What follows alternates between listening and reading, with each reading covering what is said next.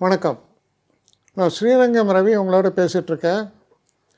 இது ஏப்ரல் மாதம் 5ஆம் தேதி தொடங்கி 11ஆம் தேதி வரை உள்ள வாரத்திற்கான பலன்கள். மீனராசி நேயர்களை பொறுத்த வரைக்கும் இந்த வாரம் எப்படி இருக்குன்னு பார்த்தீங்கன்னா, ஏதோ பரவாயில்லப்பா அப்படின்னு. ஏன்னா நிறைய சில கிரக சேர்க்கைகள் மாறணும். அது கொஞ்சம் கொஞ்சமாக மாறுறது, பயப்பட வேண்டாம். ஒரு செகண்ட் ஹாஃப் ஆஃப் ஏப்ரல் கொஞ்சம் பெட்டராக இருக்குது. ஏன்னா சூரியன் வெளில போனாலே பெட்டர்.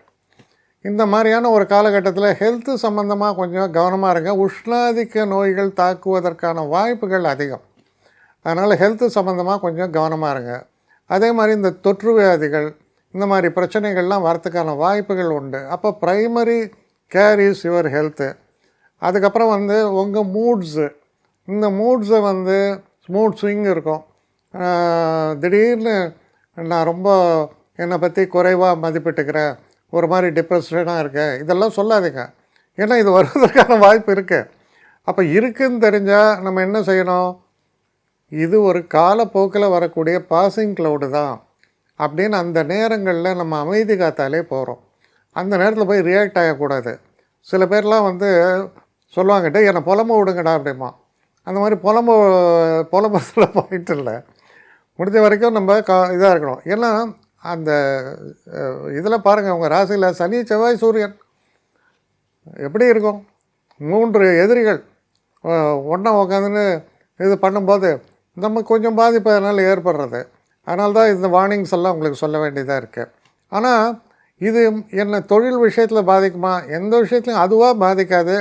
நீங்களாக பாதிப்பு உண்டு பண்ணாமல் இருக்கணும், அதுதான் ரொம்ப முக்கியம். அதனால் இந்த வாரத்தில் நம்ம முடிஞ்ச வரைக்கும் காம் அண்ட் பீஸ்ஃபுல்லாக இருக்கணும். இந்த தெய்வ நம்பிக்கைகள், மெடிடேஷன், இந்த மாதிரியான விஷயங்கள்லாம் பண்ணால் எந்த விதமான நெகட்டிவ் பாதிப்பும் இல்லாமல் தவிர்க்க முடியும். அதனால் இந்த வாரத்தில் கொஞ்சம் கவனம்தான் தேவையை தவிர பெரிய ஒரு மோசமான பலன்கள்னு எதுவும் சொல்கிறதுக்கு இல்லை. ஆனால் இந்த மோசமான பலன்களை நீங்களாக தருவித்து கொள்ளாமல் இருக்க வேண்டியது தான் அவசியம். என்னை காண்டாக்ட் பண்ணணுன்னு நினைக்கிறவங்க srirangamravi1@gmail.comன்ற ஒரு முகவரிக்கு உங்களுடைய இதை அனுப்புங்க. கட்டணம் உண்டு, அதோடைய விவரங்களை நான் உங்களுக்கு அனுப்புகிறேன். ஆனால் நான் இன்றைக்கி மேல் அம்சம் இன்னும் பதில் வரலையே அப்படின்னு வருத்தப்படாதீங்க. ஏன்னா எனக்கு கொஞ்சம் பெண்டிங்கில் இருக்குது. ஒரு நாளைக்கு எவ்வளோ பேரை நான் பார்க்க முடியும்? 3 பேர் 4 பேர் மேலே என்னாலையும் பார்க்க முடியாது. ஆனால் நிறைய பேர் ஆசைப்பட்றாங்க.